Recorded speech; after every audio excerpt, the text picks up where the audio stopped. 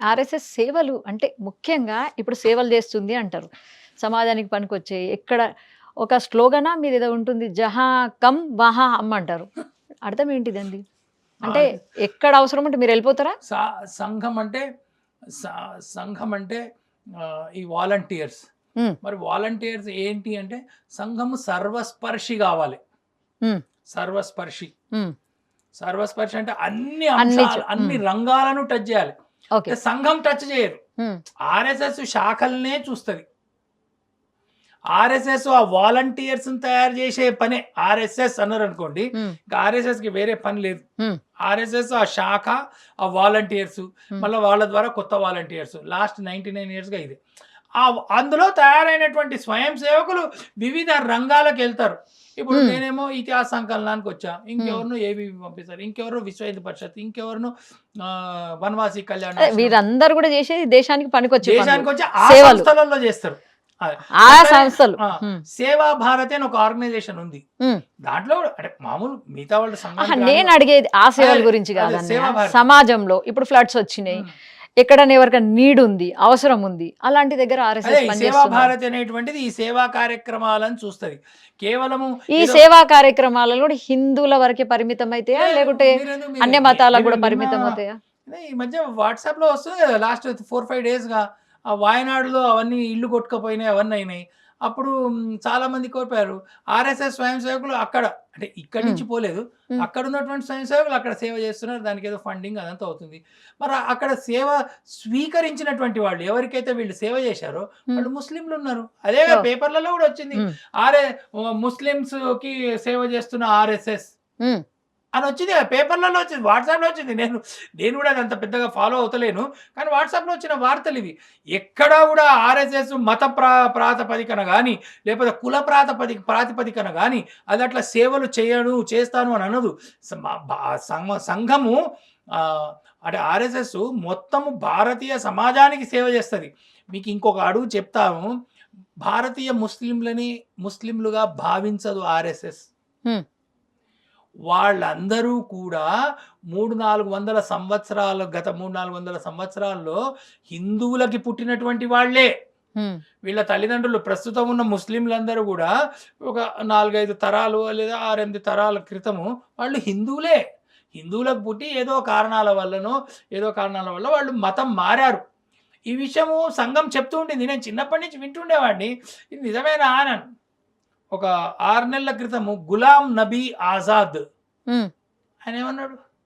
నే ఇక్కడ కాశ్మీరీ పండిట్లు మరి ఇక్కడ కాశ్మీర్‌లో ఉన్న ముస్లింలు, భారతదేశంలో ఉన్న ముస్లింలందరూ వాళ్ళ యొక్క పూర్వీకులు ఒకప్పుడు హిందువులే. మేమంతా గూడా హిందువుల సంతానమే అని గులాం నబీ కాంగ్రెస్ నాయకుడు గులాం నబీ ఆజాద్ స్టేట్మెంట్ ఇదైతే.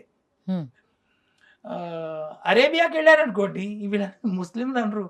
హిందువులని పిలుస్తారక్కడ. హజ్‌కెళ్తారు గదా! వీళ్ళు. హ్మ్. హజ్‌కెళ్తే వీళ్ళని హిందూ కాలనీకి పంపించండి. హిందూ కాలనీ అంటే భారతదేశం నుంచి వచ్చిన ముస్లింల కాలనీని హిందూ కాలనీ అని పిలుస్తారు వాళ్ళు.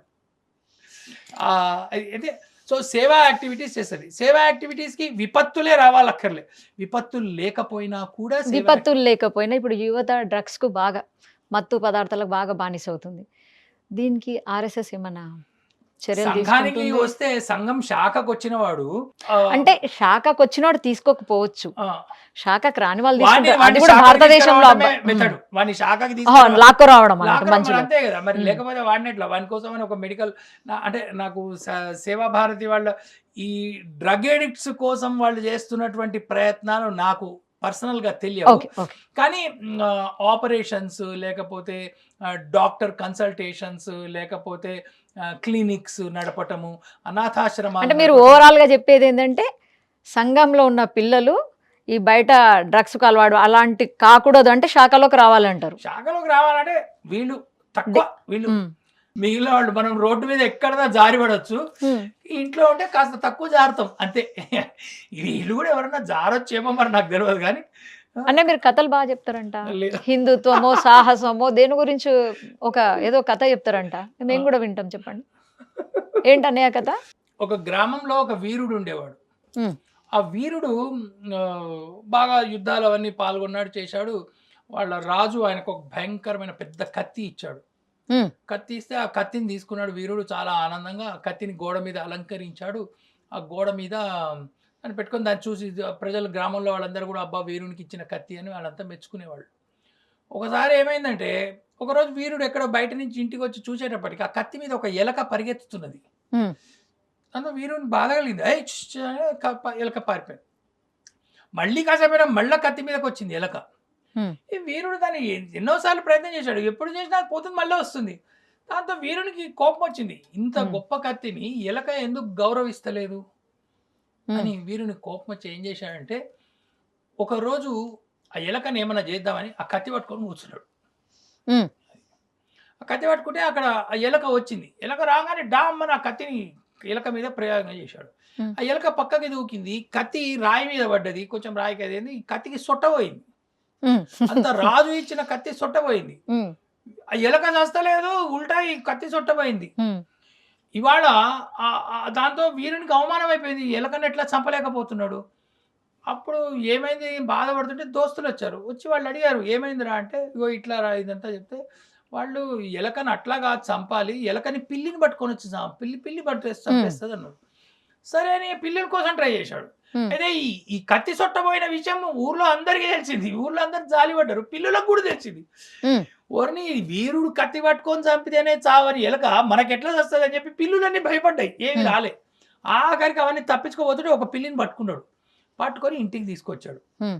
వచ్చేటప్పటికి ఆ పిల్లి భయపడుతుంది. వీరునికే చావని ఎలక తన చేతిలో ఎట్లా ఇంతలో ఆ పిల్లి ఆ ఎదురుంగా ఎలక అటు పరిగెత్తింది. అది ఇంకా భయపడ్డది. ఓరిని ఇది నన్ను నా మీద దాడి చేస్తుందని వీరుడు ఇట్లా వదలగానే పైకి ఎగిరింది. హ్మ్. ఎగిరేటప్పటికి ఆ గుమ్మం తగిలి పిల్లి చచ్చిపోయింది. ఈ వార్త మళ్ళీ అందరికి తెలిసిపోయింది. హ్మ్. ఎలకని చంపలేకపోతున్న వీరుడు, తర్వాత హ్మ్. పిల్లి చచ్చిపోయిందని. పిల్లులకు హ్మ్. కూడా తెలిసిపోయినాయి. ఒక్క పిల్లి దొరకలే. హ్మ్. అప్పుడు ఆ వీరుడు ఏం చేశాడంటే, ఎట్లరా అంటే ఇక్కడ మన ఎలకలన్నీ మంచి ఎలకలు మన పిల్లులన్నీ మంచివి కావు.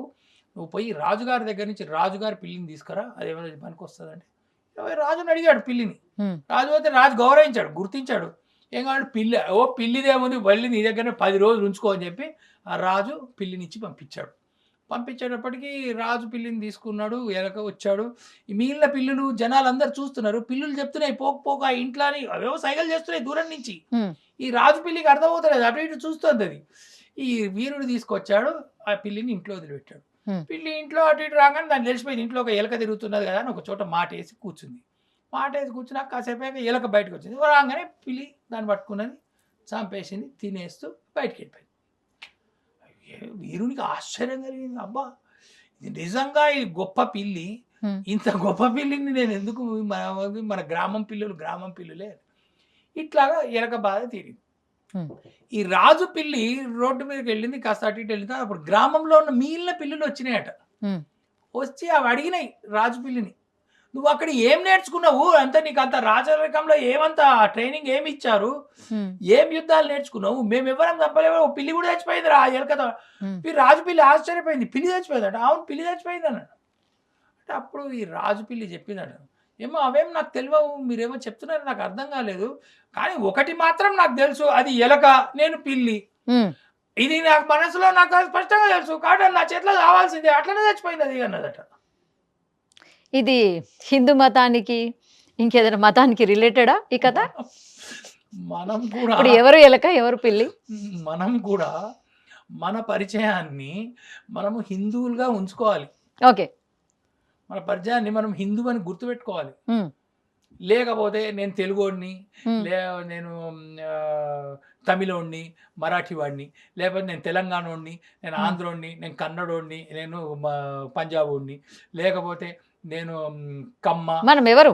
మనం సరే మన అవన్నీ పరిచయం కాకుండా ఏంటి? మనమెవరం? నేను శాస్త్రిని, నేను రెడ్డిని, లేకపోతే నేను జంగమ. ఇ ఇట్లాంటి పరిచయాలు మనకున్నంత కాలము, మనం ఆ మిగిలిన పిల్లుల్లాగా మనం కూడా ఏ కన్‌ఫ్యూజ్ పరిచయం అయిపోతాం. ఉండాలి మరి? మనం హిందువులము. ఓకే. మనము భారతీయులము. హ్మ్. మనం ఈ భారత్ మాత సంతానము. హ్మ్. ఈ పరిచయం కనుక మన మైండ్‌లో క్లియర్‌గా ఉందనుకోండి, మిగిలినవన్నీ అన్నీ పక్కకు కొట్టుకుపోతాయి. హ్మ్. మిగిలిన సమస్యలు ఏవి ఉండవు. ఈ పరిచయాన్ని మనం పెంపొందించుకోవాలి. హ్మ్. ఇది ఆర్ఎస్ఎస్ చెప్తుంది. మనము ఈ దేశ మూలవాసులం. We are the original people of this country.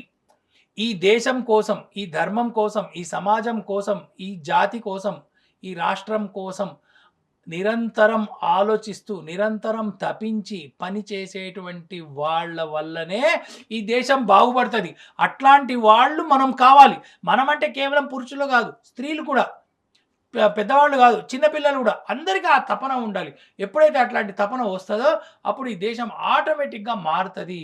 అట్లాంటి తపన సరే అది రావడానికి కొన్ని ఎన్నో 50 సంవత్సరాలు పట్టొచ్చు, 100 సంవత్సరాలు పట్టొచ్చు. కానీ పట్టడం అయితే పడతది.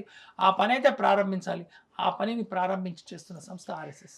అంటే ఓవరాల్‌గా ఆర్ఎస్ఎస్ దేశభక్తిని, సమాజంలో మంచిని, మంచి సేవలను అన్నిటిని అందిస్తుంది అంటారు.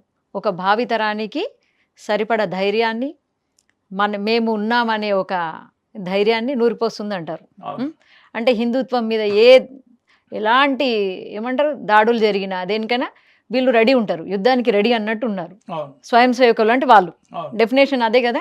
అంటే వాళ్ళే కాదు, సమాజాన్ని కూడా అట్లా, వాళ్ళ సమాజం వెనుక పాపం వీళ్ళు కూడా ఉంటారు. ఆర్ఎస్ఎస్ సంస్థ ఒకటే ఏమీ చేయలేదు. హ్మ్. ఏం చేస్తుంది? సమాజం ఉంది. సమాజం ఉంది అక్కడ. 130 కోట్ల సమాజం ఉంది. ఈ సమాజానికి ఒక బ్యాక్ బోన్, లేకపోతే ఒక ఒక ఇంటర్నల్ వెన్నెముక. బోన్స్ లాగా వీళ్ళు కూడా ఆ సమాజాన్ని జాగృతం చేస్తూ, ఈ సమాజంతో సమాజానికి వీళ్ళేదో స్పెషల్‌గా పక్కన అట్రాక్షన్ కాదు. లేకపోతే సమాజానికి ఇది ఒక స్పెషల్ ఫోర్స్ కాదు. This is part of the society. Okay. ఈ సమాజంలోనే ఉండాలి. ఆర్ఎస్ఎస్ ద్వారా మంచి సేవలే సమాజానికి అందుతాయి. ధన్యవాద్ శేఖర్‌జీ. చాలా చక్కగా ఆర్ఎస్ఎస్ గురించి చెప్పారు. ధన్యవాదాలు.